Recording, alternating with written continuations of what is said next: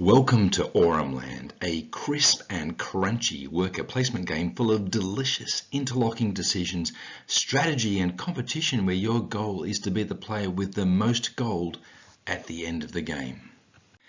Let's now run through a very typical scenario nearing the end of a game of Aurumland.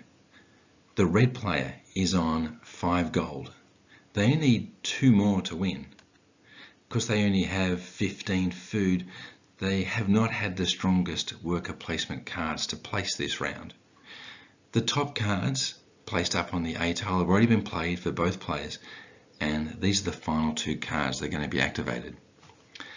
The blue player can see that what the red player is going to be achieving here is spending 1 food and 5 wood, which he easily has enough to do to gain 2 more gold, bring him up to 7, potentially winning the game. But blue saw a potential here. Blue realized that with 4 gold he would need to do something pretty impressive. He has a lot of resources, 31 food, 21 wood, but only 1 iron ore. But here's the strategy. He realized that if he could spend 1 of his food and 3 of his wood, he would get 1 gold, bring him up to 5, and then his hero worker placed in this terrain here, spending, if he could just get the iron ore, spend 1 food and 2 iron ore, would get another gold. That would bring him up to 6 gold. There is no 6 gold. He'd have to sneak up to 7 using that rule to his advantage.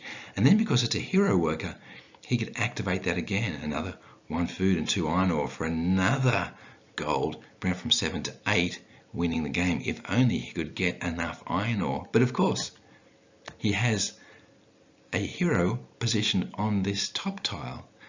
He's got a lot of food, he's got a lot of wood. He'll spend 1 food, 4 wood, and get 4 iron ore. He could do that once or do it again if he chooses. You don't have to do your hero workers or your skill workers twice. So here's how that played out.